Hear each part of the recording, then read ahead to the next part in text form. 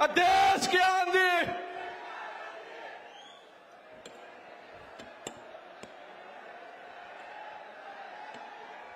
बहुत देर से इंतजार कर रहे हैं। मेरी बहनें सब बैठी हैं काफी समय से। गर्मी भी बहुत है। आप सबको बहुत बहुत धन्यवाद। मैं बहुत आभारी हूं कि आप यहाँ इतने समय से मेरा इंतजार कर रहे हैं।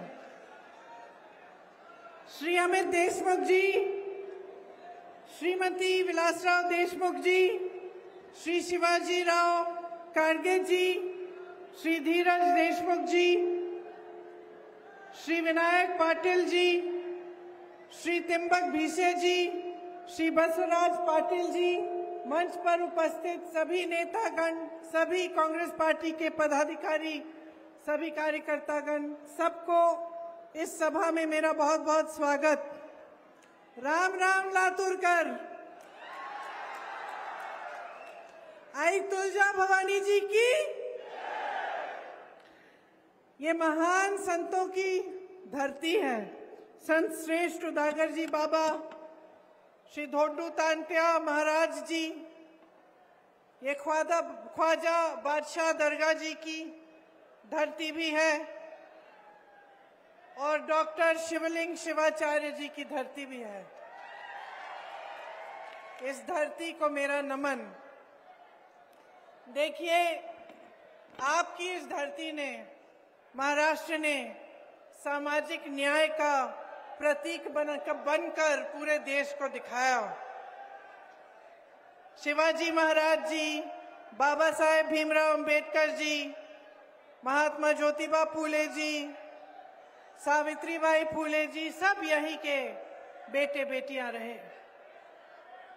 आज यहाँ खड़े होते हुए, आपसे बातचीत करते हुए मुझे बहुत गर्व महसूस होता है कि मैं आपके बीच आई हूं।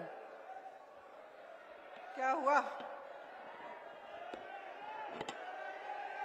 उधर? लेकिन मेरी बहनें तो सब इधर हैं। फिर मैं उनको नहीं दिखूंगी। उधर जाओ।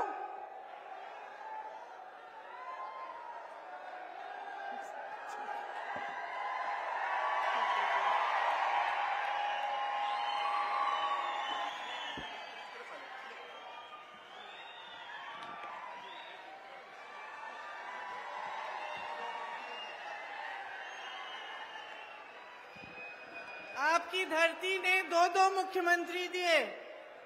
स्वतंत्रता आंदोलन में आप सबने, आपके पूर्वजों ने भाग लिया।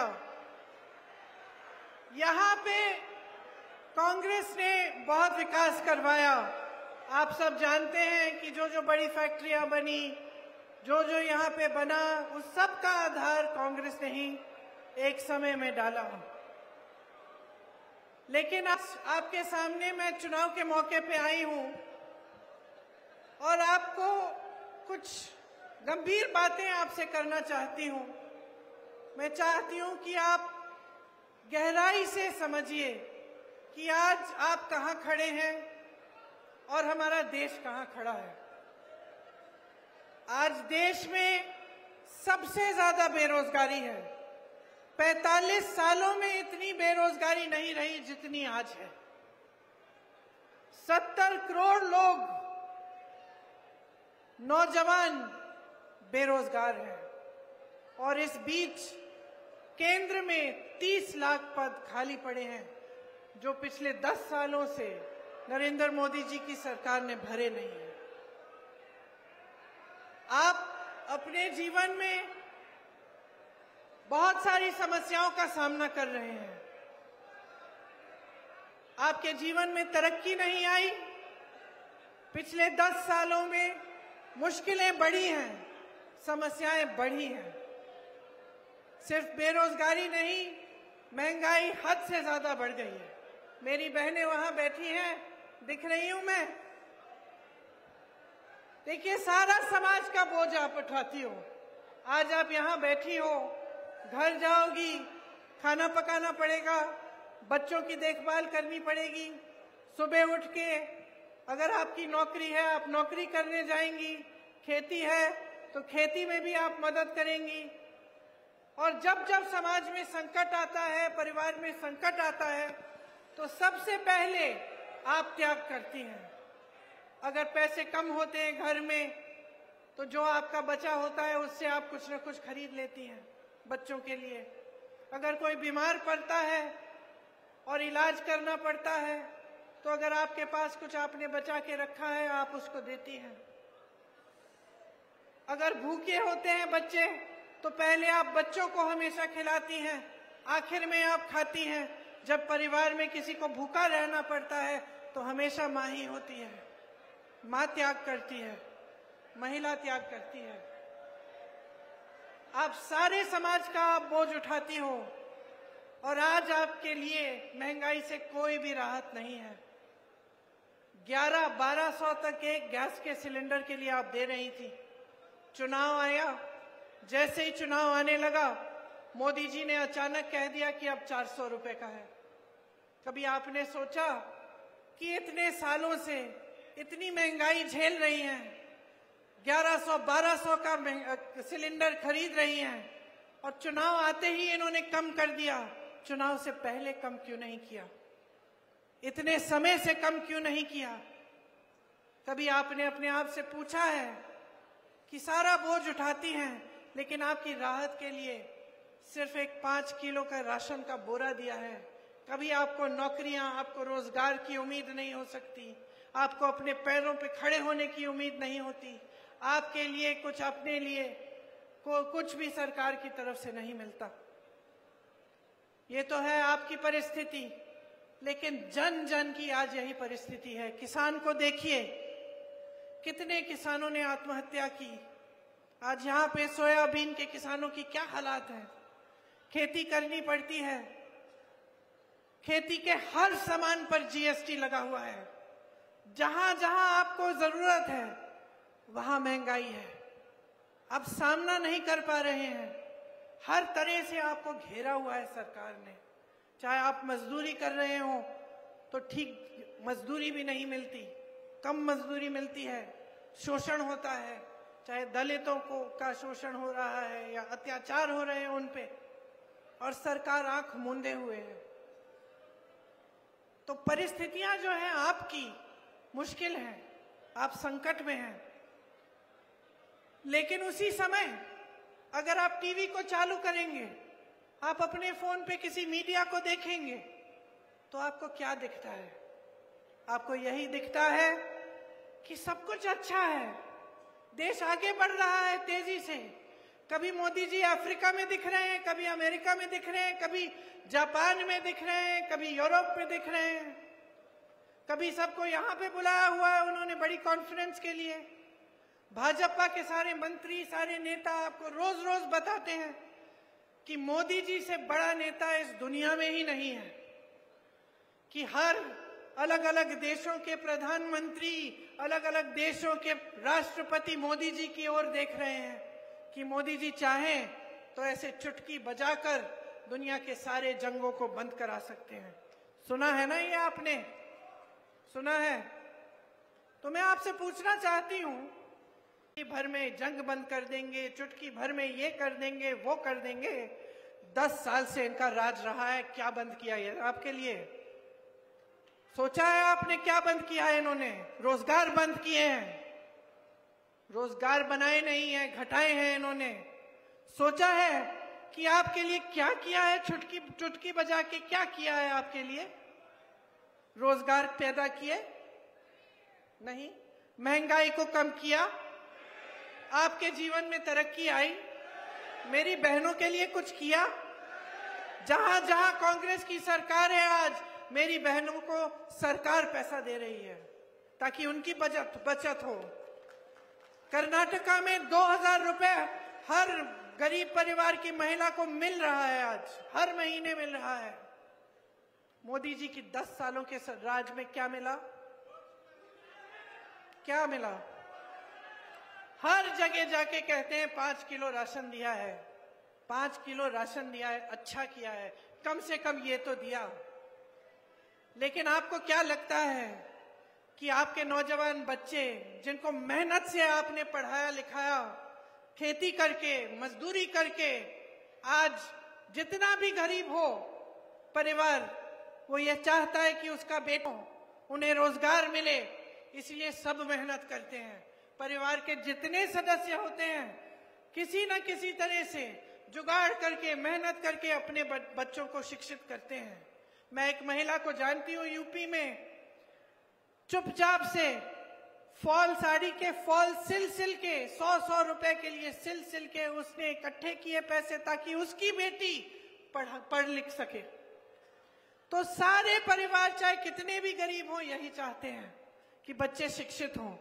और आज परिस्थितियां ये हैं कि बच्चों को आप शिक्षित कर रहे हैं और आपकी सरकार आपको कह रही है कि लो 5 किलो राशन में खुश हो जाओ, यही तुम्हारा भविष्य है। क्या इस 5 किलो राशन से आपके बच्चों का भविष्य बनेगा? क्या वो अपने पैरों पे कभी खड़े हो सकेंगे? तो नरेंद्र मोदी जी को ये गलतफहमी कैसे हो गई कि यही काफी है, कि यही करने की जरूरत है और कुछ करने की जरूरत ही नहीं है आपके लिए? ये परिस्थितियां कैसी बनी इस देश में कि जो आप खरीदने जाते हैं वो महंगा हो गया है। सोना 73,000 का, चांदी 90,000, मिट्टी का तेल, पेट्रोल, डीजल हद से ज्यादा। सब्जी खरीदने जाती हैं मेरी बहनें, क्या मिलता है? आधी चीजें छोड़ के चली आती हैं। त्योहार होता है, बच्चों के लिए नए कपड़े, फीस भरनी पड़ती है, कोई बीमार पड़ता है, पता ही नहीं कि कैसे सामना करेंगे। ये तोहफा दिया है आपको 10 सालों में मोदी जी की इस महान सरकार ने, और आप चुप हैं। आप कह रहे हैं कि काफी है। बताइए बताइए, काफी है? काफी नहीं है। क्या चाहते हैं आप अपनी सरकार से? क्या चाहते हैं? रोजगार चाहते हैं? जोर से बोलिए, रोजगार चाहते हैं? महंगाई को कम करना चाहते हैं? महिलाओं के लिए स्कीम्स चाहते हैं? किसानों के लिए राहत चाहते हैं? नरेंद्र मोदी जी की सरकार ने 16 लाख करोड़ रुपए अपने बड़े बड़े खरबपति दोस्तों के माफ किए हैं। 16 लाख करोड़ रुपए उनके कर्ज माफ। इस देश के किसान के लिए क्या माफ किया है? इस देश के किसान पे जीएसटी थोपी है। इस देश के किसान के लिए 1 रुपया माफ नहीं किया।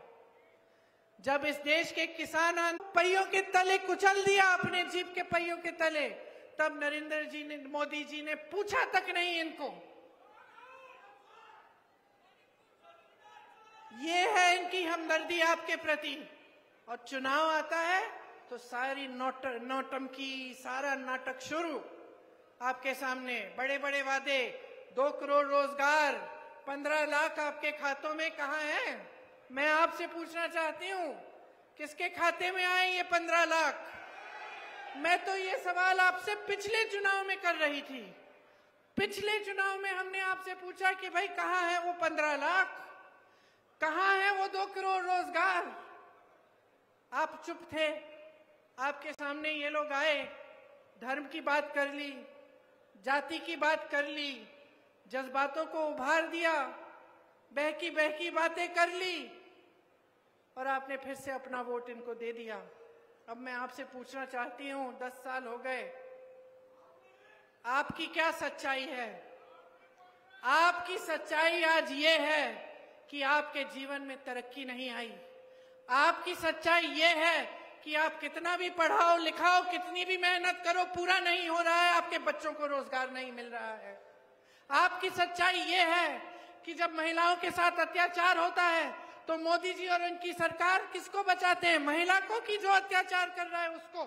हाथरस को देखिए, उन्नाव को देखिए, मणिपुर में देखिए, अरे हमारी ओलंपिक की मेडलिस्ट को देखिए, मेडल लाई, मोदी जी ने स्वागत किया अपने घर में, चाय पिलाई, फोटो खिंचाई, ये भी लिखवाया अखबारों में कि मोदी जी की सरकार में देखो महिलाएं गोल्ड मेडल लेके आ रही हैं। और जब वही महिलाएं सड़क पर उतरी न्याय मांगने के लिए, जब उन्हीं महिलाओं ने कहा कि हमारे साथ अत्याचार हुआ है, हमें बचाओ, हमें मदद करो, मोदी जी बाहर निकलना, मोदी जी ने उनकी बात भी नहीं सुनी, उनको घर भी नहीं बुलाया, उनसे पूछा भी नहीं कि बेटा तुमने इस देश के लिए इतना किया है, जरा बताओ क्या हुआ, मैं मदद कर सकता हूं। ये है उनकी हमदर्दी आपके लिए। आज ये है आपकी परिस्थिति। तो देखिए, समय आ गया है तय करने का। शायद आपको मेरी बात थोड़ी कठोर लगेगी, शायद आपको लगेगा कि क्या कह रही हूं मैं, लेकिन मैं आपके सामने सच्चाई कह रही हूं। आज जहां हमारा देश है, 10 सालों से जो इस देश में हुआ है, लोकतंत्र को दुर्बल करना, आपने महाराष्ट्र में देखा क्या हुआ। क्या हुआ महाराष्ट्र में? पैसों के बल पर विधायकों को खरीद के आपकी चुनी हुई सरकार को गिराया। आपकी आंखों के सामने हुआ, आप चुप रहे। आपकी आंखों के सामने सारी मीडिया कह रही है कि ऐसा तो मोदी जी ही कर सकते हैं, कि ऐसा तो बीजेपी ही कर सकती है। देखो, खुलेआम नारे लग रहे हैं कि हमने इतने पैसे लिए, इतना ही काफी। और जिन विधायकों को आपने वोट दिया वो दल बदल रहे हैं, पार्टियां तोड़ी जा रही हैं पैसों के बल पे।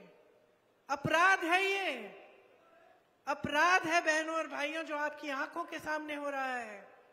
और इससे बड़ा अपराध कोई अपराध नहीं है जो लोकतंत्र के साथ अपराध है। लोकतंत्र आपको बचाता है, संविधान आपको बचाता है।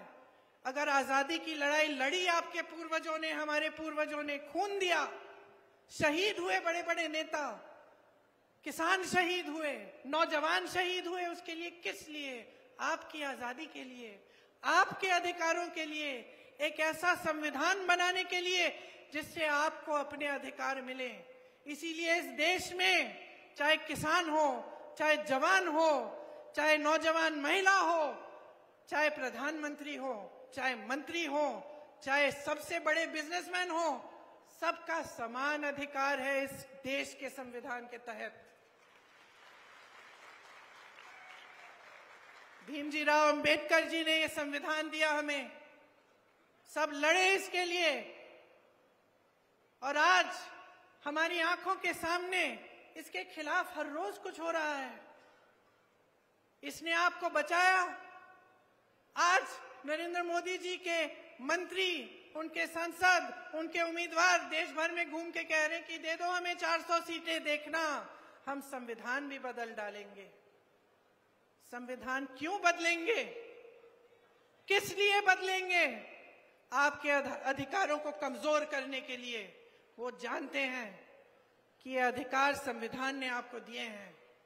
जब ये बात फैल गई पूरे देश में, मोदी जी को दिखने लगा कि पहले चरण में उनको कम वोट आ रहे हैं, घबरा गए, बौखला गए। फिर आपके सामने हर मीटिंग में कहने लगे कि हम संविधान को नहीं छुएंगे। तो फिर ये कहलवाया क्यों? मैं तो नहीं मानती कि इनकी पार्टी में इनके उम्मीदवार और इनके मंत्री पूरे देश भर में घूम के ये कहेंगे कि हम संविधान को बदल देंगे और नरेंद्र मोदी जी की इजाजत के बिना कहेंगे। लोग तो कहते हैं इनकी इजाजत के बिना पत्ता नहीं हिलता भाजपा में। तो कहलवाया गया है, कहलवाया गया है ताकि ये बात फैले और ये लोग मंच पर खड़े होकर नकारें। प्रधानमंत्री जी बोले नहीं नहीं हम नहीं बदलेंगे, लेकिन जब मौका मिलेगा तो देख लेना, दावे के साथ कह सकती हूं पहले भी इन्होंने किया है कि ये बदल डालेंगे। और बदलेंगे इस तरह कि इस देश का लोकतंत्र कमजोर होगा। यही हर प्रदेश में करने का प्रयास है। महाराष्ट्र में आपने देखा इनकी कैसी सरकार बनी है। आपने कहा 60% की सरकार है, मतलब हर चीज में 60% का घूस, इस तरह से काम करते हैं। जहां जहां इनकी सरकारें हैं भ्रष्टाचार फैला हुआ है। मोदी जी ने कहा कि भ्रष्टाचार को रोकेंगे, कहते हैं कि मैं अकेला भ्रष्टाचार के खिलाफ लड़ रहा हूं, मैं इकलौता इस देश में ईमानदार नेता हूं। अच्छा, तो फिर बताइए मोदी जी ने इलेक्टोरल बॉन्ड्स की स्कीम क्यों निकाली? इस स्कीम में जानते हैं क्या था? इस स्कीम में ये बात थी कि जो भी राजनीतिक दल को चंदा देता है उसका नाम गुप्त रहना चाहिए। सुप्रीम कोर्ट ने देखा, सुप्रीम कोर्ट ने कहा ये गलत स्कीम है, इससे तो भ्रष्टाचार बढ़ेगा, गुप्त नहीं होना चाहिए, सब सामने आना चाहिए। जब लिस्ट सामने आई बहनों और भाइयों तो क्या पता चला, सब जो कहते हैं कि ईमानदार है, सब खुल गया देश के सामने, सब सच्चाई देश के सामने आ गई। जिन जिन लोगों से इन्होंने चंदा लिया था, पहले उन्हें डराया धमकाया, उन पे रेड कराई, छापा लगवाया, जैसे ही उनसे चंदा लिया छापे बंद, केस बंद। गुजरात में जो पुल गिरा था उसको बनाने वालों से चंदा लिया, जिन्होंने आपकी कोविड वैक्सीन बनाई उसको बनाने वाले से चंदा लिया, किसी को नहीं छोड़ा, क्योंकि चंदा नहीं था, धंधा था, वसूली कर रहे थे। जब बात बाहर आई तो मोदी जी ने क्या कहा, अरे ये तो पहली बार पारदर्शी स्कीम बनाई हमने, अब तो सबको मालूम है कि किसने क्या दिया, लेकिन वो तो सुप्रीम कोर्ट ने आपसे मजबूरी करके आपसे निकलवाई वो लिस्ट। आपने तो स्कीम बनाई थी उसको छुपाने के लिए। तो जनता को बेवकूफ समझ रखा है, ये समझ रखा है कि जनता कुछ नहीं देख रही है। आप स्कीम बना रहे हो छुपाने के लिए, सुप्रीम कोर्ट कह रहा है निकालो, निकलती है तो कहते हो कि आप ही ने पारदर्शी स्कीम बनाई है। आप कहते हो कि महिलाओं के लिए आरक्षण कर रहे हैं, पूरे देश भर में जश्न बन रहा है, लोग माला पहना रहे हैं आपको बड़े बड़े मंचों पे, पूरी देश की पूरी मीडिया देशवासियों को बता रही है कि मोदी जी ने जो किया वो कोई और नहीं कर सकता था। बाद में पता चलता है कि 5-6 सालों के लिए तो वो होगा ही नहीं, आपने तो चुनाव के लिए उससे पहले ये सब स्कीम बना दी। पूरे देश की मीडिया इनके साथ है, क्योंकि पूरे देश की मीडिया बड़े बड़े खरबपतियों की है। तो आपको सच्चाई दिख नहीं रही है, आपको सच्चाई दिखती है कि सब कुछ अच्छा है। और मैंने कहा आपको लगेगा कि मैं कठोर बात कर रही हूं, कठोर बात सिर्फ ये है कि आज जो इस देश की सच्चाई है वो कहीं टीवी पे नहीं दिख रही है आपको, ये आपके जीवन में दिख रही है। जो आपके जीवन की सच्चाई है, जो रोज सुबह उठ के आप मेहनत कर रहे हो और वो मेहनत पूरी नहीं हो पा रही है, जिन बच्चों को आप शिक्षित कर रहे हो और उनको रोजगार नहीं मिल रहा है, ये सच्चाई है। मेरी बहनें इतनी मेहनत करती हैं, रात को आखिर में सोती हैं, ये सच्चाई है। ये है इस देश की सच्चाई। आज चाहे आपको कोई भी कुछ भी कह ले, तो इस सच्चाई को पहचानो, और ये पहचानो कि जो सरकार में है वो आपको गुमराह कर रहे हैं। देखिए 10 सालों में कुछ काम किया होता ना, तो उस काम के आधार पर आपसे वोट मांगने आते हैं, लेकिन आकर क्या कहते हैं, 70 साल में कुछ नहीं हुआ। ठीक है, मान लेते हैं कुछ नहीं हुआ, ये IIT, एम्स, ये बड़े बड़े उद्योग, ये सब 70 सालों में नहीं बनाया, सब अभी बनाया होगा, मान लेते हैं। लेकिन मैं पूछती हूँ कि नरेंद्र मोदी जी आपने क्या किया है 10 सालों में? कब तक ये रट लगाए रखेंगे? कब तक बच्चों की तरह यही कहते रहेंगे कि भाई सब उनकी गलती है? अरे सब उनकी गलती है। कभी किसी परिवार के पीछे पड़ जाते हैं, कभी किसी पार्टी के पीछे, कभी कुछ गलत बोल देते हैं किसी के बारे में, सब किसी और की गलती है। भाई तुम्हें प्रधानमंत्री क्यों बनाया? अगर जिम्मेदारी लेने के काबिल ही नहीं है तो प्रधानमंत्री किस लिए बनाया? हम प्रधानमंत्री इसलिए चुनते हैं कि वो सुबह से शाम तक यही कहते रहे कि भाई जो मेरे पहले आए थे उन्हीं की सारी गलती है, अब मैं क्या करूं, मैं तो कुछ नहीं कर सकता। हाँ, हमने इसलिए तो नहीं चुना ना इनको। हम प्रधानमंत्री किस लिए चुनते हैं? कुछ करके देंगे। जब इतनी सत्ता है, इतने बड़े हैं, आपके लिए रोजगार नहीं दे पाए, आपकी खेती से कमाई नहीं करा पाए, आपके बच्चों को रोजगार नहीं, शिक्षा नहीं दे पाए ठीक ढंग से, महिलाओं को खड़ा नहीं कर पाए अपने पैरों पे, तो फिर क्या फायदा है इस बड़े नेता की? क्या फायदा है इन नेता के का? फायदा तो यही है कि टीवी चलाइए, कुछ नौटंकी आपको दिख जाएगी, है कि नहीं? आपने सुना है कितनी बहकी बहकी बातें कर रहे हैं आजकल। मैंने टीवी चलाया, पहले मैंने देखा, मुझे ऐसा लगा ये हो नहीं सकता कि प्रधानमंत्री जी ऐसी बातें कर रहे हैं। चैनल बदला, मैंने कहा हो सकता है कि कई बार ये वीडियो जो होते हैं ना, नकली वीडियो, मैंने कहा होगा कोई नकली वीडियो। चैनल घुमाया, फिर वही बातें। मन में ये बात आई कि जैसे शादी में आप जाते हैं ना, वो अंकल जी बैठते हैं शादी में, देखा है एक अंकल जी हमेशा हर परिवार में होते हैं जो कोने में बैठ के गप्पे मारते हैं और सबको ज्ञान देते हैं, है ना? है कि नहीं? आपके परिवार में है? आप जानते हैं कौन है? हर परिवार में होते हैं ऐसे अंकल जी, बैठते हैं और सुबह शाम, मतलब जैसे ही शादी वादी का सब हो रहा है समारोह, सब लोग हैं, सावधान हो जाओ, क्योंकि एक ऐसा राजनीतिक दल है जिसने अपने घोषणा पत्र में ये लिखा है कि एक एक्सरे की मशीन लाएंगे और उस एक्सरे की मशीन को आपके घरों में घुसाकर जहां जहां आपने बचत की है, किसी डिब्बे में रखी है, या फिर आपने वो जो अन्न का डिब्बा होता है उसके नीचे रखा है, या फिर आपकी महिलाओं के जो मंगलसूत्र हैं, या आपने सोना बचा के रखा है, वो एक्सरे मशीन उसको निकाल के लेगी और ये राजनीतिक दल जो है उसको चोरी करके किसी और को दे देगा। अब आप मानो कि ये अंकल जी ने कह दी ऐसी बात और आप वहां बोर होके खड़े हैं सुन रहे हैं, तो आप क्या कहेंगे? आप यही कहेंगे ना कि अंकल जी सठिया गए, यही कहेंगे ना कि अंकल जी को आज क्या हो गया, आज तो इन्होंने बहुत गहरी साजिश निकाल दी है। और शायद आप अंकल जी को कहेंगे, अंकल जी आज क्या बात कर ली आपने, हंसेंगे। अब यही बात इस देश के प्रधानमंत्री भरे मंच पे खड़े होकर अपने पद की गरिमा, अपने पद की गंभीरता को आधार बनाकर आपके सामने रख रहे हैं, यही बात कर रहे हैं ये, तो आपको हंसी क्यों नहीं आ रही है? आप इनकी बातों में उलझ क्यों रहे हैं? आप सोचिए, कभी ऐसी ये स्तर रहा है प्रधानमंत्री का? इस देश के कितने महान प्रधानमंत्री रहे, सिर्फ कांग्रेस पार्टी के नहीं, हाँ 2-3 मेरे परिवार से रहे, पंडित नेहरू जी, इंदिरा जी, राजीव जी, लेकिन वाजपेयी जी भी थे, मनमोहन सिंह जी भी थे। क्या स्तर था उनका,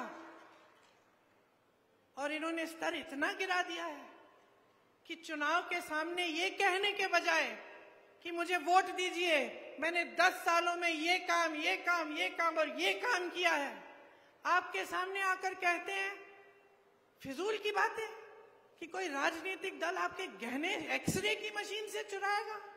मजाक समझ रखा है इन्होंने, हंस रहे हैं, लेकिन सिर्फ ये हंसी की बात नहीं है, गंभीर बात है कि आपने इनके लिए इतना आसान बना दिया है सब कुछ। ये सोचते हैं कि जवाबदेही ही नहीं है, ये सोचते हैं कि सत्य की भी जिम्मेदारी नहीं है देश के प्रति, ये सोचते हैं कि आपके सामने आकर कुछ भी झूठ बोल लें, कभी इंदिरा जी के बारे में बोलेंगे, कभी मेरे पिताजी के बारे में बोलेंगे, कभी पूरे परिवार के बारे में कुछ झूठ बोल देंगे, वो तो अलग बात है, ठीक है बोलने दीजिए, हम उनके खिलाफ हैं, हम उनके बारे में उनकी सच्चाई आपके सामने लाते हैं, हम उनसे लड़ते हैं, हम आपके लिए लड़ते हैं, तो हमारे बारे में बोलेंगे, बोलने दीजिए। लेकिन ऐसे झूठ देश के बारे में, देश के विकास के बारे में, आपके बारे में, तो आप कैसे मान रहे हैं? तो जो कठोर बात मैं कहना चाह रही हूं वो ये है कि 10 साल आपने ऐसे निकाल दिए हैं, अगर फिर से आपका वोट इनके पक्ष में जाएगा तो तैयार हो जाओ, 5 साल और भुगतोगे, 5 साल और ऐसी सरकार आएगी जो आपके लिए कुछ नहीं करेगी, जिसके नेता समझते हैं कि आपसे ऊपर हैं, जिसके नेता के दिलों में आप सर्वोपरि नहीं हैं। और ये इस देश, इस लोकतंत्र की परंपरा रही है कि जनता सर्वोपरि होती है। मैंने इंदिरा जी को देखा है, गांव गांव जाती थी, अपने पिताजी के पीछे पीछे जाती थी मैं, गांव के अंदर, गांव में डांट खाते थे वो महिलाओं से कि हमारी सड़क नहीं बनाई है, राजीव भैया बताओ। ये थी परंपरा हमारी।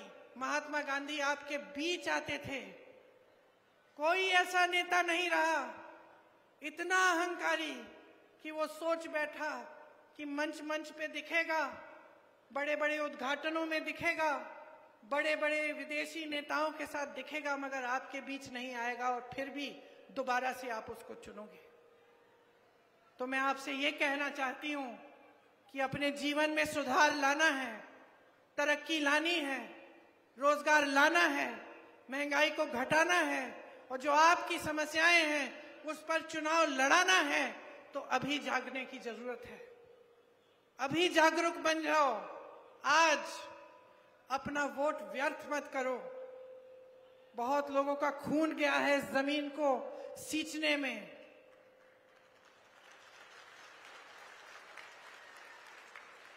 इस देश को आपने बनाया है।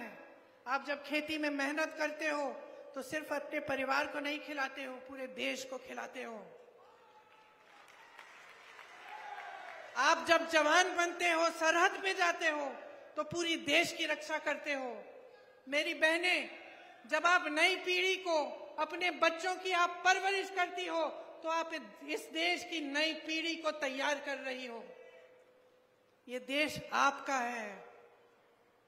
ये वोट हल्के में मत लो। इस वोट को गंभीरता से समझो कि आज आपका देश कहां है, किस मोड़ पर आ गया है। कि अगर आप जागोगे नहीं, इस देश को आज बचाने का काम नहीं करोगे, तो पता नहीं कहां पहुंच जाएगा। जो आपको दिखाया जा रहा है टीवी पे, इश्तिहारों में, सच नहीं है। सच्चाई आप जी रहे हो। इस सच्चाई को पहचानो। कांग्रेस पार्टी गारंटी लाई है।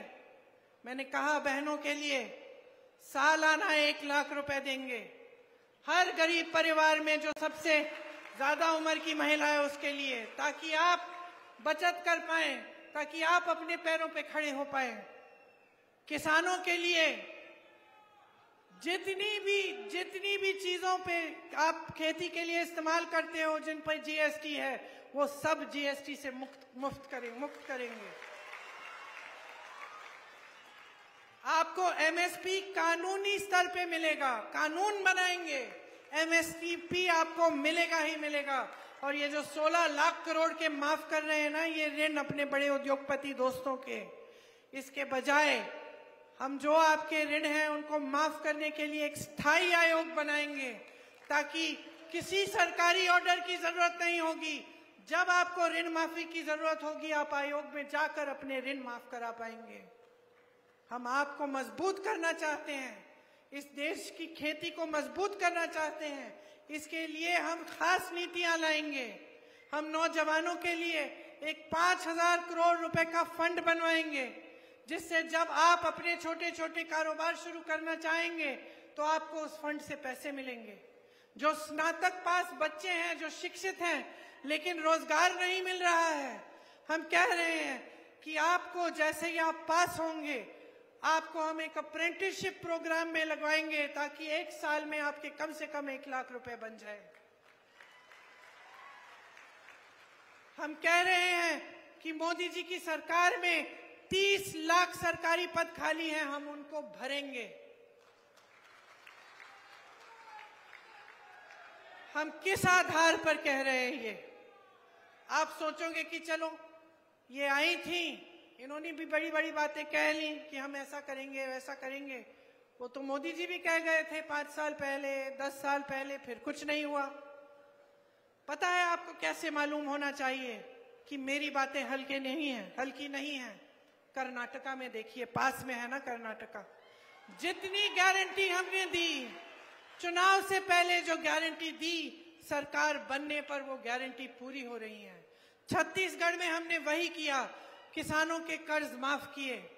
हिमाचल प्रदेश में हमारी सरकार है, हर रोज गारंटियों को पूरा करने का काम हो रहा है। तेलंगाना, धन्यवाद, तेलंगाना में भी हमारी सरकार है, तेलंगाना में गारंटी पूरे हो रहे हैं।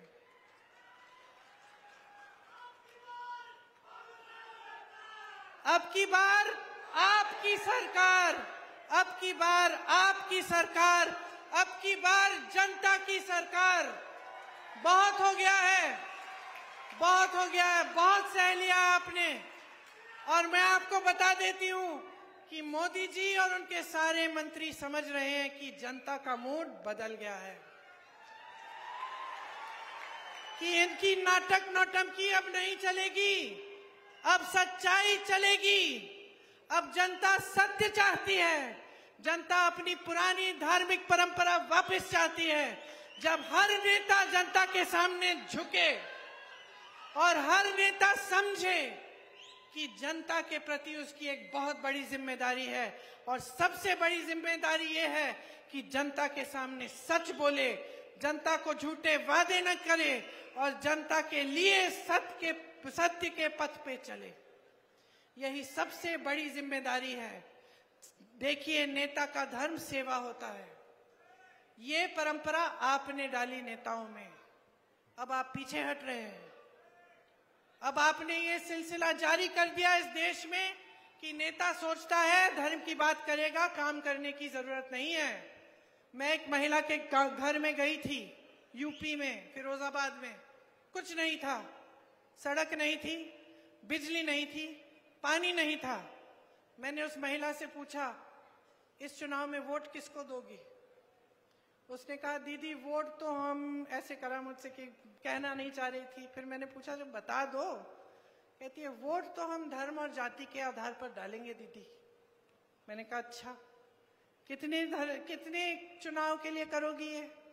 कहा, पिछली चुनाव में भी किया और इस चुनाव में भी। तो मैंने उससे पूछा, तुम्हें मिला क्या है?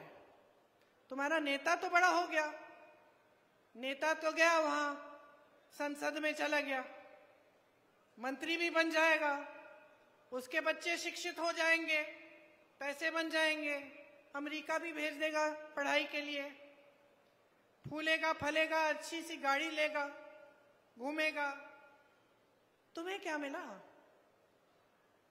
जवाब नहीं दे पाई। मैंने कहा, तुमने सोचा है कि ये जो वोट है तुम्हारा, ये उसके लिए नहीं है, उसको बड़ा बनाने के लिए नहीं है, उसको सत्ता देने के लिए नहीं है। ये यहाँ पे जो तुम्हारी टूटी नहीं है ना, इसको लगवाने का वोट है। ये तुम्हारे सड़क बनवाने का वोट है। ये तुम्हारे बच्चों के लिए स्कूल बनवाने का वोट है। ये तुम्हारे घर में पानी लाने का वोट है। ये तुम्हें रोजगार दिलवाने का वोट है। तो समझी। उसने मुझे कहा, दीदी अगली बार कभी नहीं खोने दूंगी। तो समझ लो, ये तुम्हारा वोट है, किसी नेता के पक्ष में नहीं, मेरे पक्ष में भी नहीं, किसी राजनीतिक दल के पक्ष में नहीं, अपने पक्ष में डालो। अपने घर के लिए, अपने परिवार के लिए, अपने गांव के लिए, अपने शहर के लिए, अपने प्रदेश के लिए और अपने इस देश के लिए, जिसकी मिट्टी ने तुम्हें जीवन दिया है। क्योंकि नेता का स्वभाव होता है, सत्ता मिलने पे अहंकार हो जाता है। नेता का स्वभाव होता है, सत्ता मिलने पे बदल जाता है। और यही आप अपने आंखों के सामने नरेंद्र मोदी जी के साथ देख रहे हैं। इतना अहंकार हो गया है कि आपकी परवाह ही नहीं है। इतना अहंकार हो गया है कि सलाहकार भी सही चीज नहीं बता पा रहे हैं। सलाहकार भी झूठी बातें बनाने लगे हैं। सलाहकार भी ये नहीं बता सकते कि देश की जनता पिस रही है महंगाई से, कि रो रही है देश की जनता, डर रहे हैं, कांप रहे हैं सब। बहुत हो गया है, इनको सबक सिखाइए, बदलिए सरकार को, अपने लिए सरकार लाइए, अपने पैरों पे खड़े होने के लिए, अपने भविष्य को मजबूत बनाने के लिए। यही मेरा आग्रह है आपसे कि जब आप चुनाव के समय अपना वोट डालने जाएंगे तो 2 मिनट के लिए आंखें मूंद के सोचो, किस लिए जा रहा है ये वोट, किस लिए जा रहा है ये वोट, किस आधार पे दे रहे हो।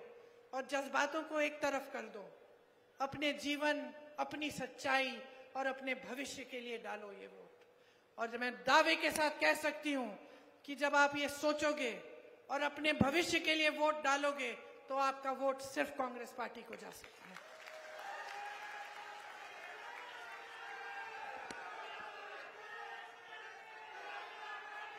यहाँ के हमारे उम्मीदवार हैं, मैंने आपके बारे में बहुत अच्छी अच्छी चीजें सुनी हैं, आपके लिए समर्पित हैं। यहाँ से आपने, जैसे मैंने कहा, यहाँ से आपने बड़े बड़े मुख्यमंत्री दिए, विलासराव जी का पूरा परिवार आपके लिए समर्पित है,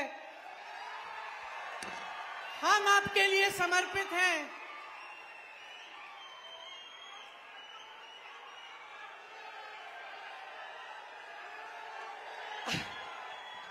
एक बार जोर से मेरे साथ बोलिए, जय हिंद, जय हिंद, जय हिंद। ये हुई ना बात।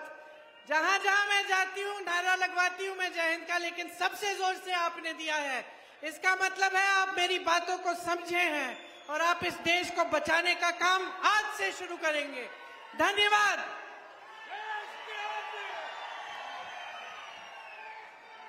एकच आंधी। आभार प्रदर्शन व्यक्त करण्यासाठी मी उषा कांबळेताई यांना अशी विनंती करतो की त्यांनी आभार प्रदर्शन करा। हमारे इस लोकसभा के चुनाव के मौके पर आई हमारे देश की नेता